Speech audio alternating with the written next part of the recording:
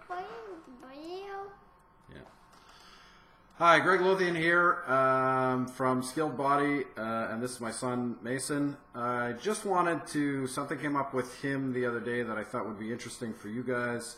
And so what happened to Mason, this is going back a few weeks, is he fell and he actually hit his face on a crossbar in a chair. He just fell out of another chair. And he hit it pretty hard, hard enough actually we thought maybe he had broken it at first, and we had it checked out and it was all fine. But a couple of weeks later, he started complaining that his cheek was still sore. And and that was a couple of days ago actually. So I started working on it, being an athletic therapist, that's what I do. And as soon as I started working on it again, just turn your head this way a little bit, buddy.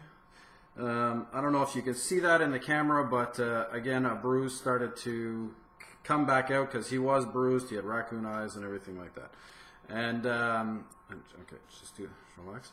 So what I wanted to show you is something that I noticed with him, and it's not often easy to just find these examples to show people, but we often talk to our clients about how scar tissue is affecting your body and you have to get rid of it. And I wanted to show you a concrete example of what scar tissue looks like and then the possibilities of what you can do with it. So if we look at Mason's face on this side, if you move his cheek around, it moves around, no problem. There's no adhesions there.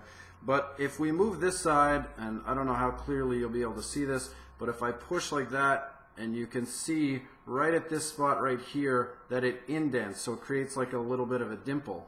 And you can feel that there's a little bit, at least as a therapist, you can feel that there's a little bit of an adhesion there.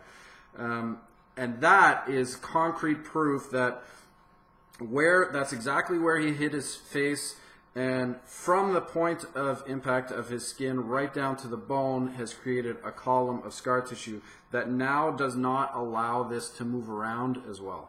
So if you get something like this anywhere, you have a trauma anywhere in your body, you can pretty much count on from the point of impact, from the skin to whatever solid object it hit, which is usually bone, obviously on the inside, there's going to be some sort of column of scar tissue there.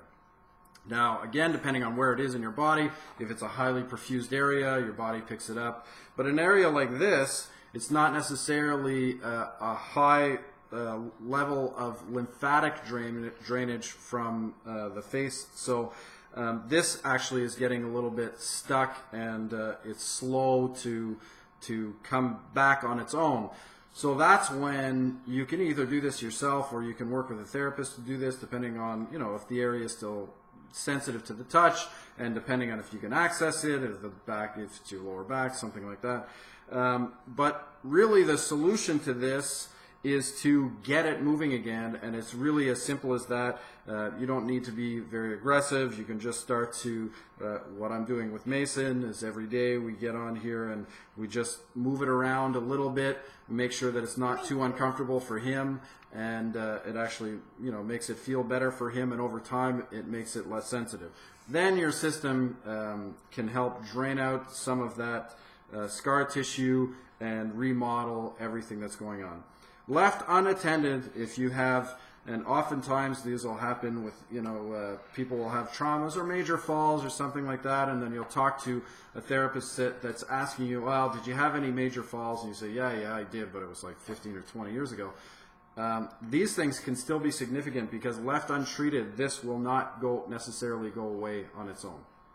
A large part of it might go away, but you might still have a bit of an adhesion, which is obviously affecting the movement of everything else around. So maybe something like this leads to sinus pain later on in life if it's not resolved, or headaches, and maybe it leads to nothing at all. But if you're having a problem and your therapist that you're talking to was asking you about your history and said, oh, that might play a significant role in what you're having. This is the explanation why. So I just wanted to show you some concrete evidence of that scar tissue, because oftentimes you don't necessarily have a chance to see it. And maybe with you, where you have your scar tissue, it doesn't show an adhesion at the skin level because it's too deep. So this will help to give you a bit of a better understanding of how that works and possibly how to resolve it. Okay? I'd love to hear some feedback, comments, any other questions you have on this, or anything else for that matter. Feel free to scroll down, and please leave me a comment or share this with somebody that you think could get some benefit out of it. That would be great too. Okay, have a great day.